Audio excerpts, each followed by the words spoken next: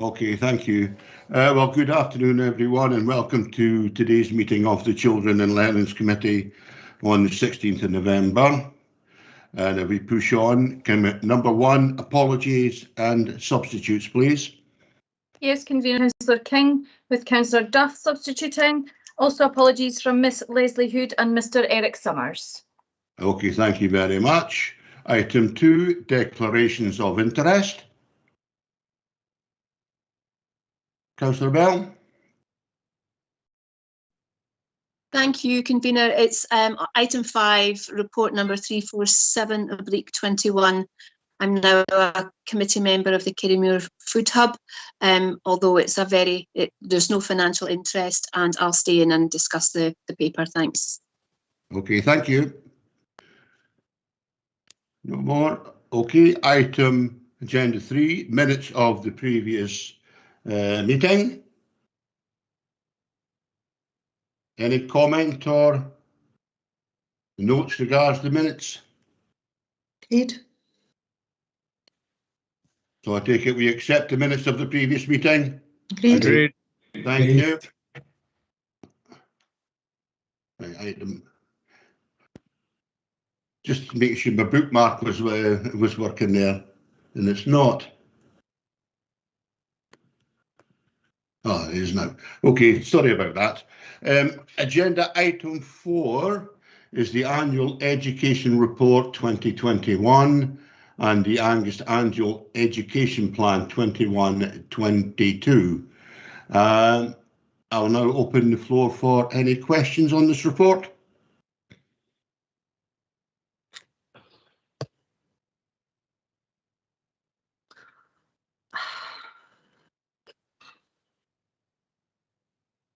I saw your hand going on and off there, Councillor Devine, several times, but you were first up, so I'll let you go first. Thank you, Convener. Thank you. And I think this is a superb report, and it's pretty amazing that while dealing with a pandemic and turning themselves inside out to accommodate all the difficulties, the staff have dealt with these massive challenges amazingly well. And they were still working on initiatives, which we've seen in this. I just really have one question. Well, I have 2 questions. Are you allowing 2 questions, Convener, or is it just one at a time? Well, many questions come up at the end of the day, Councillor Devine. Right. Well, I'll ask one. Yeah. I'll ask one. I don't see, not surprisingly, I don't see anything about Angus Works, because we couldn't really bring young people in to work from home. I was wondering if the director could give us some ideas of how she sees this going forward, if there are any plans for it. Thank you. Devine, thank you for your. Yeah, so like you said, Angus Works was curtailed almost totally during lockdown, because the experience is about our young people coming into services within Angus Council and doing work placement, mentored very carefully by some of our own workforce. And because we were working from home, that wasn't going to be effective at all. We did have a couple of placements that were successful. It's also caused us to review what Angus Works is all about, because many of us continue to work from home and will continue to work from home as we move forward. However, as with other areas of the pandemic, this has presented us with some opportunities. So we are in a conversation with our colleagues in Tayside Contracts and in the Angus Health and Social Care Partnership, with a view to offering placement across all of Tayside Contract workspaces, so in construction, in their admin offices, in the school meals facilities. So some meaningful placements, because as long as our schools remain open, these parts of the business will remain open. And the other thing with the Angus Health and Social Care Partnership is in response to recent developments where we are struggling to staff the care sector, and in particular the care at home sector. So we're looking at developing ways there, not only for placements for our senior phased pupils who may be looking to work in the health sector, so either to go into study medicine or nursing, but also just as a way of introducing senior phase pupils into the care sector. So there is learning through the college with that already, but having an Angus Works arm that helps with that learning and that opportunity for our young people, but also helps solve a recruitment problem in this area is something that we're looking at. Thank you. Thank you. Okay, thank you. Next is Councillor Bell. Thank you very much, Convener. I actually have 6 questions. I don't know if you'll let me take them all in one go, but I'll start with one. Again, absolutely brilliant report, and well done to all the school staff and to the pupils and their parents for getting us through such a difficult time. My first question relates specifically to the tables from page 22. I'm very impressed actually by the percentages that our young people are scoring in relation to our virtual comparators. And I note that there is a bit of a worry around our numeracy levels. Is this a trend that we kind of expected to happen? What are we doing to address it? And how robust do we feel those percentages are, given that we've been working with assessments this past year and a bit? Thank you, and brilliant work. Thank you, and thanks for your question, Councillor Bell. So you will see that the tables are updated for 2020, and elected members will remember that we didn't bring an attainment report last April, which would have had the 2020 data in it. And the reason for that was that the data that was gathered for our 2020 measure wasn't done on the same basis. None of our young people sat exams, so it's not valid to compare the 2020 data with 2019 and before. The data that you're seeing in the tables today for 2020 is all based on teacher professional judgment. So it wasn't even the alternative certification model that's mentioned in the report, because that was for 2021. So, you know, the Insight programme where we get our data from has a warning on it about comparing the data. However, I think what it shows is, when you look at the numbers, our teacher professional judgment wasn't wildly out from where we usually are. So although it was teacher professional judgment, we had a lot of moderation and quality assurance of what we were going to be submitting to SQA. And I, like you, I'm happy with what's there. The only one that really has more credence than the others is the positive destinations figure, because we are sure about where these young people have gone. But again, that would have been affected by the pandemic in terms of perhaps how much employment was available, how many children wanted to move away from home to go to university. Those things may have affected that figure. But again, the figures are positive. With regards to numeracy, I don't think that it's any surprise that numeracy has been an issue, not just in Angus, but across Scotland for a number of years. And we've tried to find different solutions for it. And you will see that in our the plan for this session, numeracy figures quite heavily. And we will be undertaking what we refer to as small tests of change in certain identified schools. Our focus will be on P1, in that early level, into first level. And we have recently seconded an officer to work on this with our schools, and that work will be led by the EVS, so will be very carefully monitored. We're very keen to try a couple of different things and see what works, and then scale that up. I'd have to say in this forum here today, that's not going to be a quick fix. If we're going to fix something properly, it's about finding the stuff that really works and then scaling that up across our schools. But the appetite amongst the EVS and amongst our school staff is great to make this improvement. Thank you. Okay, thank you. Next week. Thanks, Chair. Yeah, I've got a few questions. Yeah, just first, one at the moment, thank you. Just one at the moment. Okay, yeah. The first one I've got quite was... a few questions here, Lois. Sorry? So I've got quite a few. So. Okay. Yeah. Okay, my first one that I had was with regards to the increase in numbers of children experiencing gross motor delay.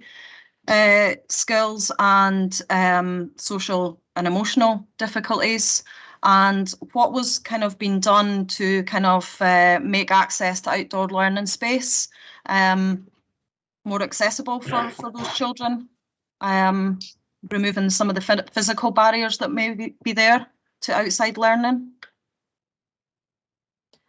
Sorry, Councillor Speed, can I just clarify, you're asking in relation to the early years? To the early years facilities, sorry, yeah. Yeah, I'm going to ask Sarah Morgan to take that question. Thank you.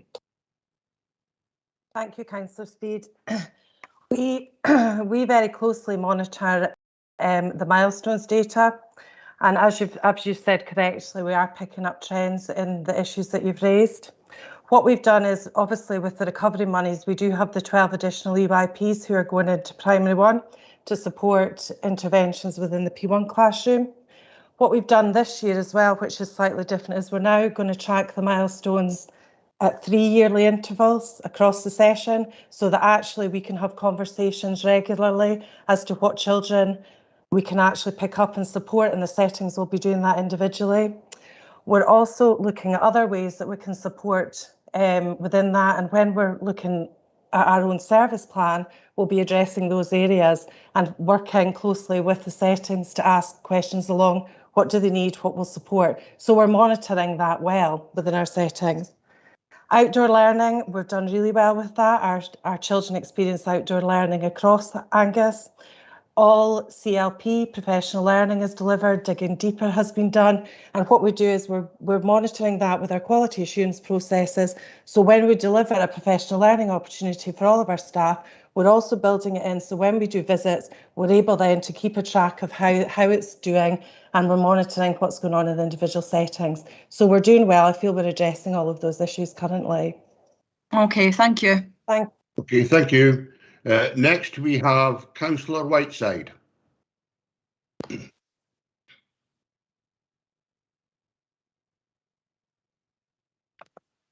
Councillor Whiteside. Sorry, it went back on mute again. Thank you for the report. It's fantastic. There's loads of great information in there. It's difficult to know where to start. But I was quite interested in the national deferral pilot item on page 20. I was really pleased when I heard some time ago that Angus was going to be taking part in the pilot programme, because I know that there was some parents who didn't feel their children were ready to go to school but were financially excluded from an extra year in nursery. And I think the numbers show that there's really a big need for this. Were you surprised by the numbers, and do you see that continuing to grow over the next few years? Thanks for your question, Councillor Whiteside. And again, I'm going to ask Sarah Morgan to take this. Thank you. Thanks very much, Councillor Whiteside, for your question. Yes, it's been a really interesting pilot to be involved in, and we've been delighted to do that. And we're obviously entering year 2 with other authorities that are coming on board as well. We haven't seen 21-22, we saw 183 requests for deferral. That was an increase on the previous year, but we have seen similar numbers in years before. So it will be interesting to see actually what this year's numbers will show. We're going to be looking at that really closely. The huge positive of this is the equity of now experience for the parents whose children are not 5 on the first day of starting school, and I think that's definitely what this project has brought, and this pilot has brought, is that actually all parents now have that decision to make, and we can support them as to whether or not that's the right decision for their child, but ultimately they now have that decision to make. So it's been a great thing for Angus to be part of. Thank you. Thank you, Sarah. Next we go to Councillor Duff. Yeah, thanks, convener. Yeah, my question really relates to comments on sort of page 43 onwards, and the United Nations Convention on Rights for the Child is referenced. Now, I'm aware that the Scottish Parliament agreed to incorporate that into the law, and that's subsequently been challenged in the Supreme Court. Is that going to have any impact on the various things which reference that from page 43 onwards? Thanks for your question, Councillor Duff. And I would have to say no, it's not in terms of the work that we have planned at the moment. It may it may stop us being challenged for some of the things, and we were preparing for that. We were in conversation with our legal colleagues about whether parents challenged us. So you will know, I'm sure, that one of the articles refers to building a curriculum or offering a curriculum which is good for the personality, talents and interests of the child.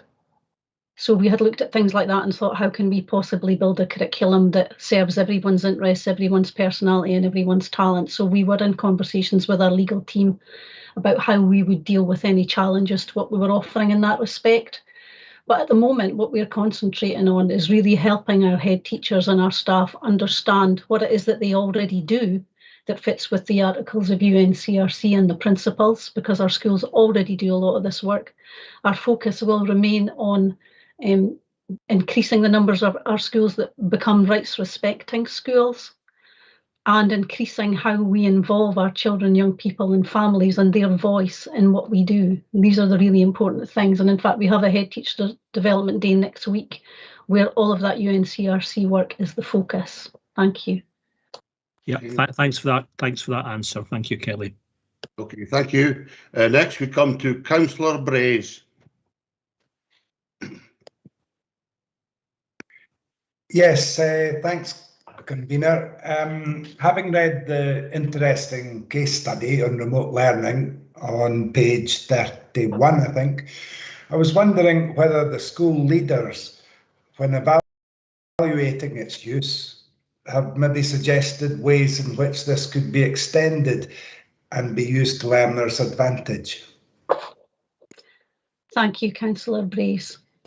I mentioned in my introduction to the report that, that COVID wasn't all negative, and this is one of the real positive things that's happened.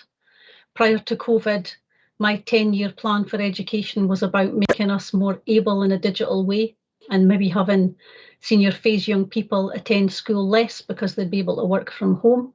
And lo and behold, all of that happened within weeks, really. And so we are holding on to some of that really great practice and developing it further. And if I can just give you one example, when our young people are in the 6th year and perhaps looking to move on to university and want to study advanced hires, that the offer is limited in our schools because they're generally low numbers of young people. And so it's not efficient to timetable that in terms of staffing. So there is now there was a national offer during COVID of remote learning, the national eSchool offer, I'm sure you know, and now there is a TRIC partnership offer that has started with 3 advanced hires that our young people can enter, and they're doing their learning online. And we have just begun work with our secondary schools to look at that offer across Angus, and those of you that have been around for a long time will remember this being discussed perhaps as long as 10 years ago when the technology was nothing like it is now. So that's just one of the examples. I think all of our schools are in a position, well, I know all of our schools are in a position where they've come light years on in terms of storing their work on Glow and making their work and their resources accessible for children and parents to use at home.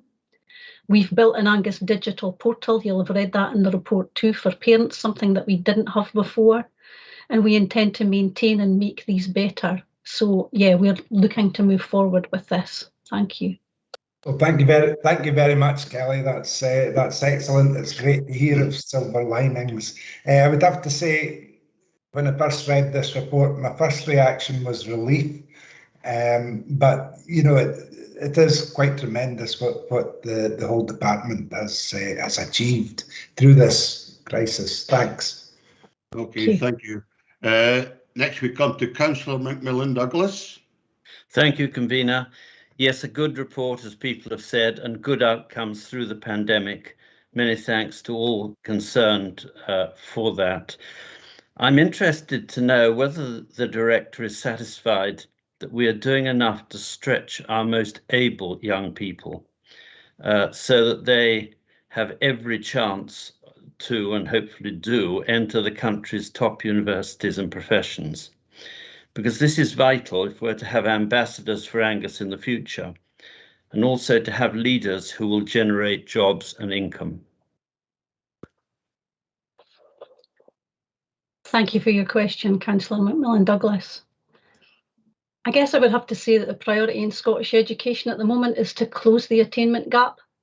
between those living in our least deprived and our most deprived data zones. And our vision here in Angus, and you will have read this in the report too, is to see that every one of our young people achieve more than anyone ever thought was possible.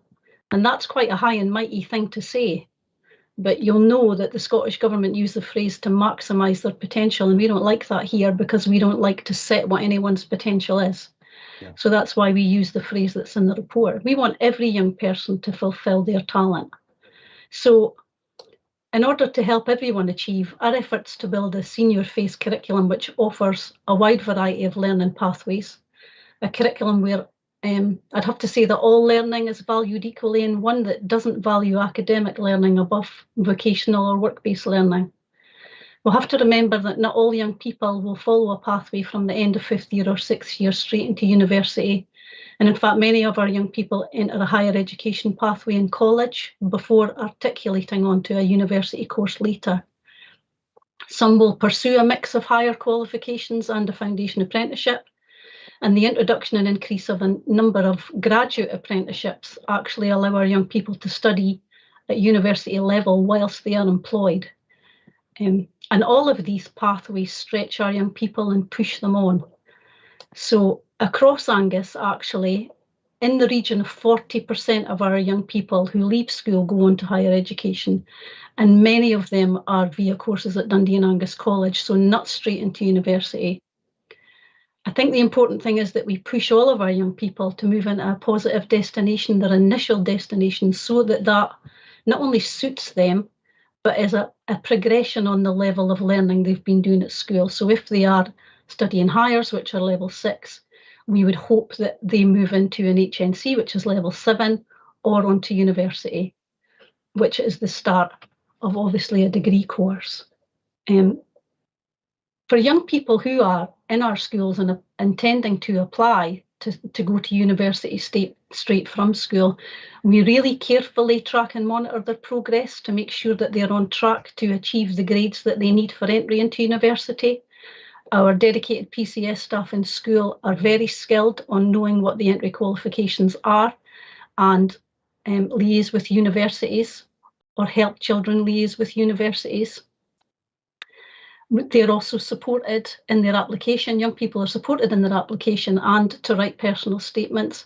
And we mentioned Angus Works earlier. Angus Works has been a great way to offer work-based learning in the 6th year that complements a university application. So if you're going to university to study law or to study languages, we have work placements, or did when we were able to have face-to-face work placements, which complemented that and looked good in your application. Helped facilitate your application. Our secondary schools also, almost all of them now, I think, have what they would call alumni pages to showcase to other pupils who are still at school what it's possible to achieve by going to university, and they track their young people when they're leaving. So I can assure you that we do support. And the key to getting into university is not just about having the grades to get in, so as many A's and B's as possible. Of course, we're looking for that. But our schools are also heavily involved in making sure that our young people are ready to live independently so that when they go to university, they actually stick it out for 4 years. Thanks very much. Thank you very much for such a full answer. Thank you. Okay, thank you, Kelly. That ends the question section. I'll open it up to comments. Councillor Bell, you have a comment? Yes, thank you. Just a second. I noticed your persistence in keeping your hand up. I kind of thought you would, but there you go. On you go. It was in the hope that I could get another question in, but I'll hopefully turn my question into a comment. I was very interested to see around our looked after children, the difference in outcomes between those who are looked after at home and those who are looked after away from home, and hoping that we can continue to improve outcomes for those young people. And also, I was so excited to see the First Minister's reading challenge do so well in Forfar Academy at 47% increase in pupils expressing a liking for reading for pleasure is huge. And I just think reading is that portal to aspiration, to imagination, to hope and to achievement. So my comment is that I would really like to see that hope that it could be upscaled actually turn into a concrete commitment to be able to deliver that much wider across Angus to help so many more children appreciate the joys of reading. Thank you. Well said, Councillor Bell. Okay, next we have Councillor Proctor.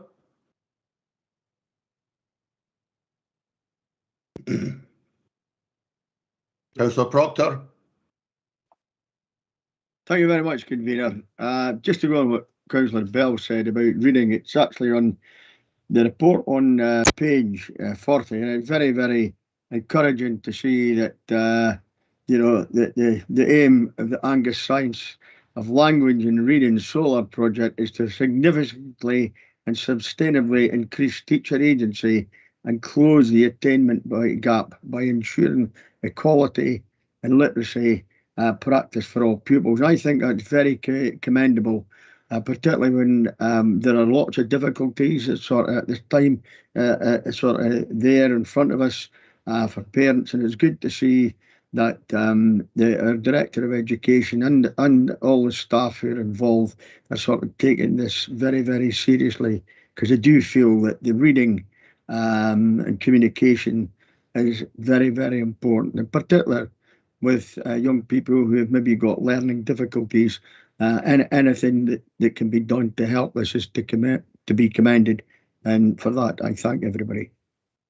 Okay, thank you. Councillor Whiteside. Thank you, Convener. Just a very quick one. Councillor Bell mentioned the First Minister's Reading Challenge, and it would be remiss of me not to highlight the success of Grange Primary School also, who won the Reading Journey Award. So well done to them. Yep, okay, thank you. Councillor Devine. Thanks, Convener. On page of giving more training opportunities to teachers to assess and help young people with dyslexia. I'm delighted to see this because they're across the piece and over quite a few years there's been an increase in children with additional support needs, and sometimes I feel that dyslexia isn't quite up there, and I'm delighted to see this because I've taught children with dyslexia and they have a very different way of learning and thinking, and very often they're blue sky thinkers, and that's exactly what we are needing in the future. So I do hope that the staff will take this on board and run with it, because they will, the children will. Yes, thank you for that, Councillor Devine. Yes, and I noticed the other word that came behind it, dyscalculia. That's the numerical equivalent of dyslexia, which I had to look up, to be honest. Councillor Boyd. Good afternoon, everyone. Yes, are you hearing me all? I'm still trying to do this from my phone. So are you hearing me first of all? Yes? Yes. Good, yes, wonderful, thank you. I just got a couple of comments to make. I take comfort with the comments that Kelly mentioned about the right balance for university placements within Angus. I agree with Councillor McMillan-Douglas, but the reality is that people that do go away to universities, very few come back to be ambassadors for Angus. They unfortunately have to go to the cities to get the jobs and the career patterns that they want after being at university. So certainly hope we can try and improve on that. But I think we are getting the balance right as a council. And back to pages 17 and 37 to do with the early learning centres. Wonderful news. I know I've said this before, but I think I've only been able to say this at full council. This is my first meeting at Children and Learning, but it's wonderful to see the 14.5 million and during COVID the finishing off of the early learning centre in Carnoustie. Even the first convener of Children and Learning did his utmost to try and thwart any monies getting spent on Carnoustie And here we are now with our third ones, but within this administration. But moving onwards and upwards, we managed to get the thing finished. We managed to get our car park sorted out, and children in Carnoustie managed to get an early learning centre where we have the less affluent people within the town. Thank you very much. Okay, thank you, Councillor Boyd. That's the last comment. So given all the positivity towards this report, can I take it we can agree recommendations 1, 2 and 3 regarding this report? Agreed. Agreed. Okay, thank you, colleagues. Next we come to item number 5, which is the Get Into Summer Angus Impact Report. So open the floor to questions.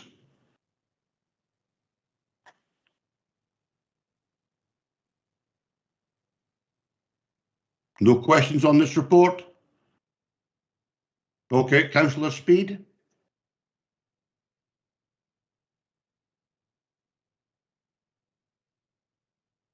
Councillor Speed. Sorry, convener, I'm having some IT issues here. I've been thrown off the meeting, and I've just come back on. So yeah, thank you.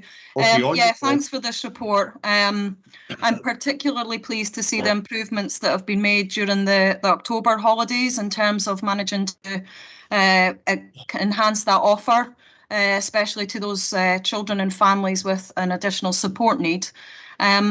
I note that was picked up within the Equality Impact Assessment, and that further improvements will be made for future offers.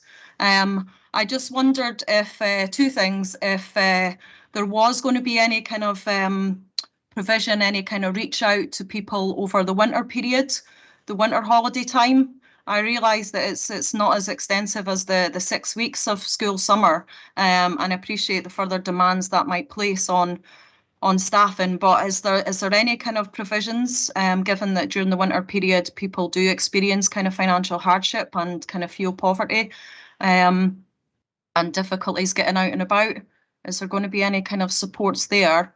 And I also note on the Equality Impact Assessment that there was no impact on families, perhaps with language barriers, or from varying backgrounds. And I just wondered if that was kind of proven, if there was kind of work done to measure to ensure that there was no barriers there. Okay, thank you. Is Dawn going to take this one, Kelly? Yeah, I'm quite happy for Dawn to speak, and then if I need to come in after that, I will. Thank you. Okay, thank you. Thank you, Councillor Speed, for your questions. I would say that our October provision was really successful, and we managed to establish some really positive working relationships with providers of facilities for children and families with additional support needs. We've been looking at what the opportunities would be for Christmas period, and it's a much more challenging time to try and engage with our partners, with our families, and with having access to facilities. We had done some investigations around 2-day opening just prior to the schools going back on the 8th and the 9th of January. But however, we're not able to facilitate the access to the schools with Teesside contracts. They don't have the capacity necessarily to cover it. And there's also been some questions around COVID safe implications with it being the Christmas break. However, we have made some investigations into supporting local food hubs so that they will be able to have additional funding available if they have families, and families will be signposted to them should they need some food support.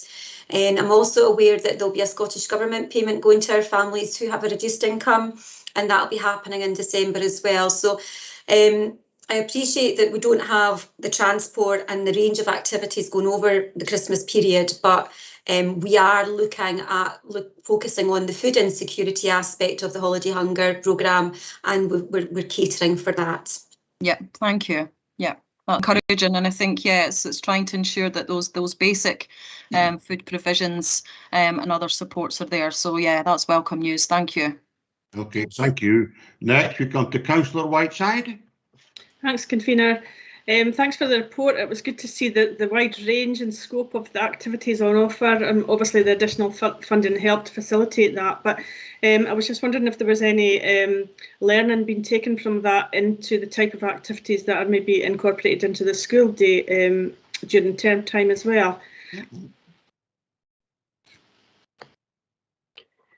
Sorry, Councillor Whiteside, I didn't hear the first part of your question. I'm sorry. It was just around the scope and variety of the type of activities on offer, and is there any lessons to be learned into bringing some more unusual types of activity into the school day for perhaps for people who are not particularly athletic or sports minded? Yeah, thank you. Yeah, so Councillor Whiteside, I guess activities for young people in our secondary schools are much more varied because there are more staff. So there are much more things that are not just sport related, and maybe that's a little bit more difficult in the primary. I've certainly been having conversations with Andy Garnett, who runs our Active Schools programme, about variety, because all of our young people are not sport minded or physical activity minded. So this has been a real eye opener for us, you know, and I've had conversations with Dawn and the other people that set this up about what our young people really want to do. And I think the first thing that we will do, dependent on continued funding, because we would hope to continue with a programme such as this, is to really, really get the voice of young people on the table. So those who have experienced the programme, and Dawn's done a bit of that, obviously, in her evaluation. But if we were planning for the future, Dawn and her team, a very small team, probably Dawn and one other person, and we really do have to commend Dawn, turned this summer programme around in about 4 to 6 weeks. But if we knew that there was going to be funding and we had time, young people would certainly be at the heart of deciding what should happen. And that will absolutely spill over into curriculum planning in school, because the curriculum, as you know, well, there's anybody who follows the news about education, and I know that you all do, will have seen the recent OECD report about the curriculum and the importance of curriculum design. And having our young people involved in that and making it relevant to context. So certainly everything that we do within our directorate, we'll look at it in terms of curriculum and learning as a whole. Thank you. Thanks very much, Kelly. And I should have also said it was really good to see the wider geographical reach of the activities as well. Okay, thank you for that. Next we come to Councillor Boyd. It's a comment. Is that okay? Are we on to comments now? No, I'm on questions just now, Councillor. Okay, I will put my hand. I shall shut up for the meantime. Thank you. Councillor Proctor, you're on mute. I said, are we on comments now? No questions. All right. Okay. Mine is a comment. Okay. Who's next? Oh, Councillor Bell, you're on next. Good question. Thank you very much. Yes, it's a question, and it actually relates to the points that Councillor Whiteside was bringing up, in that Voluntary Action Angus has been funded to do some research around some of the gaps in our provision, and I know, member of VAA, just how much deeper that partnership working over the getting into summer and the October programme has gone on. Are you in some of the questions around that research? Because I think that's a good opportunity for young people to have them heard in how we go forward. Thanks. Thank you, Councillor Bell. I think that's an excellent question. Yes, I will be attending one of the workshops, and I made contact with the lead for the research project just last week. So I am hopeful that I will be dual role, perhaps a participant, but also a contributor to some of the outcomes that they're looking to achieve.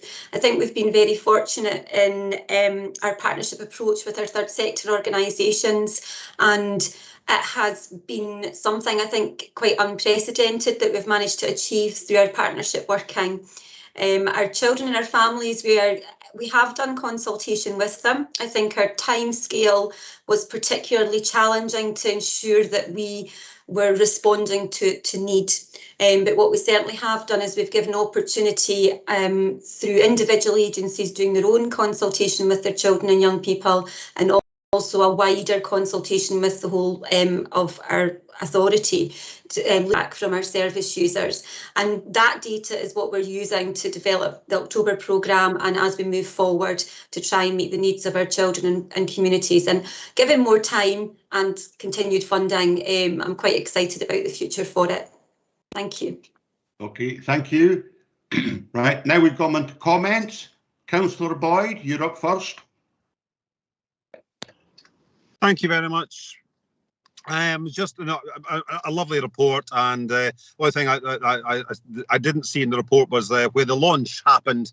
Launch happened on Carnoustie on the 24th of June this year, and it was a very nice thing to turn up to.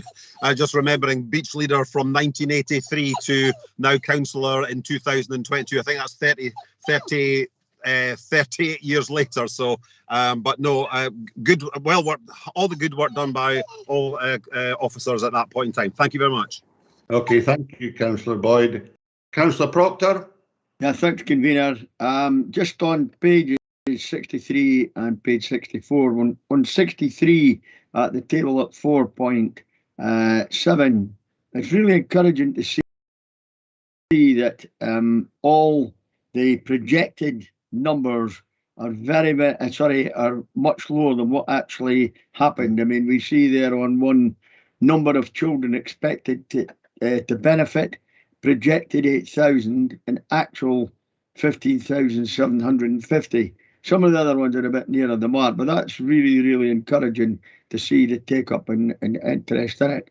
And I think on page 64, the comments are absolutely fantastic. And two that sort of that strike me is from a head teacher who says the truly magic moment today when one of our most vulnerable children who attended the summer club was the teacher in our new life skills kitchen. How do we cry of sheer joy when I got back to my office? Makes it worthwhile, and that's from the staff, and that's absolutely fantastic. And the other one was from a child, a young person, and it kind of brings me back to my situation when I was a kid. And it says, I was so excited to go on the train. I've never been on a train before.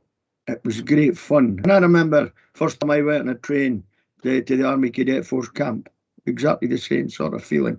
So I think that's a great sort of encapsulation of how successful this project has been. Thank you. Okay, thank you. Next we come to Councillor Brown. I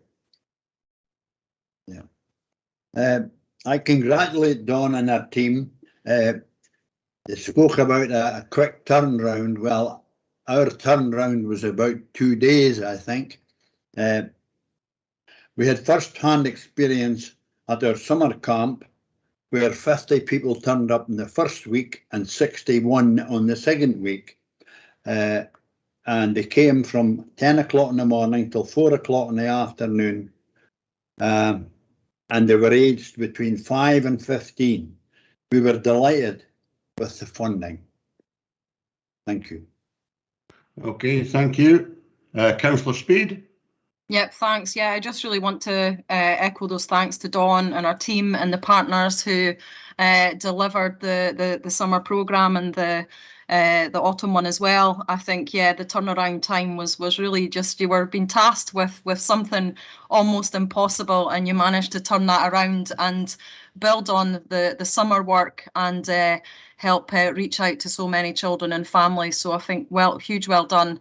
And I was particularly pleased with the transport provision, because we know that often is such a barrier to children and families being able to access. So yeah, well done. And I look forward to seeing kind of the kind of the strengthening of partnership working and the kind of the development of this piece of work. Especially be interested to see as well kind of the improvements to the booking system, because I know that did cause a little bit of an issue. So hopefully, you know, some of those barriers can be overcome. So thank you. Okay, thank you. Councillor McMillan Douglas. Thank you, convener. Yes, I'd very much like to support Councillor Proctor's comments, and firstly by saying that when I first got on a train in Forfar, I think I was aged 8, and it was quite a business climbing up off the non-existent platform onto into the carriage with all the steam around. But anyway, that's not what really I wanted to say.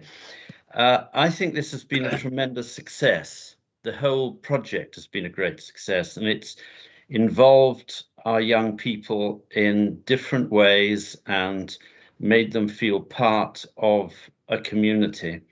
And I think we must do our very best to keep it going. Thank you, Convener.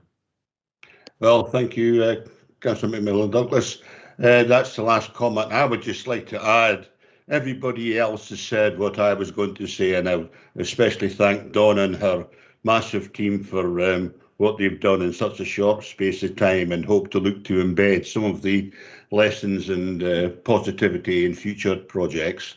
Okay, thank you very much. So now we look at the recommendations regarding this report. We agree to these recommendations? Agreed. Okay, thank you very much, colleagues.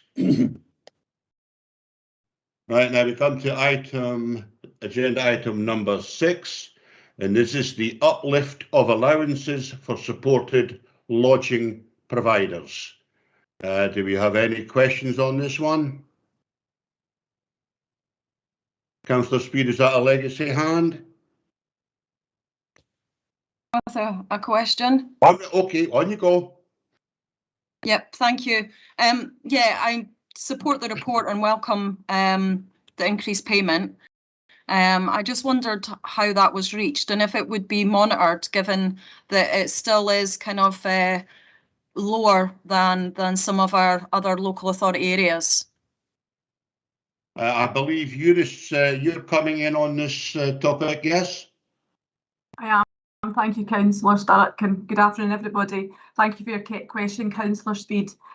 The challenge we have here is that every supported lodgings scheme is different, and how fees are paid and what young people contribute, what the expectations of the scheme are different. So although I've put in the report there's information about other rates that other councils pay, it's a benchmarking exercise, because behind all that is different information. So some young people don't pay any contribution, some young people pay more contribution, some councils expect carers to do a lot more training, and have a lot more demands than what we expect here in Angus.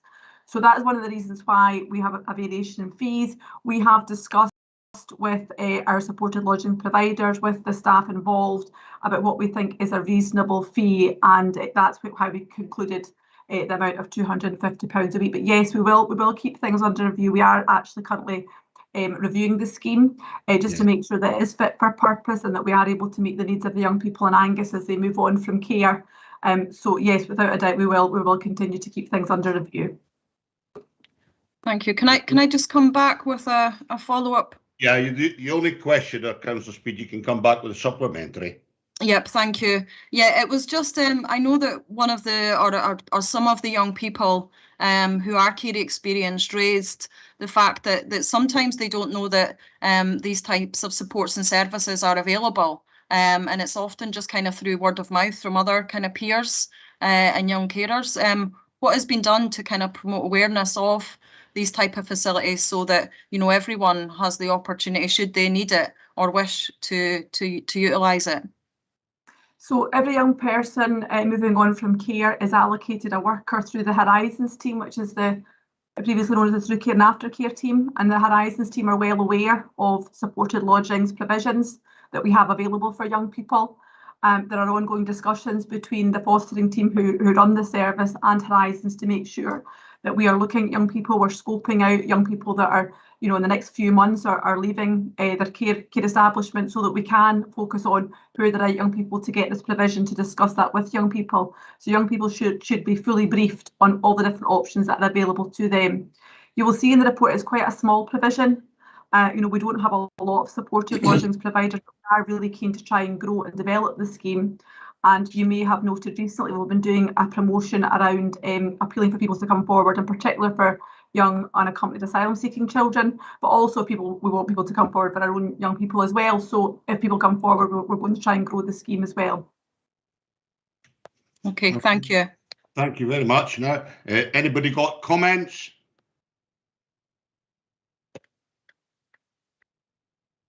Councillor Speed? No, sorry. You have a comment? No, sorry, it was just a Okay, delay no, in your getting my was hand up. down. Thank you. Oh, that's fine. Thank you very much. Okay, as you've seen in actually this report, and you know, the financial implications are contained within section 6.2, and it's met within the existing revenue budget. But it's one of these things that will always be held under review as we move through time. Okay, colleagues, the recommendations 1 and 2. Do we agree with the report? Agreed. Agreed. Okay, thank you, colleagues, and that's the last agenda item. And now declare this meeting closed. Thank you very much. Enjoy the rest of your Thank you. Convener. Thanks, convener.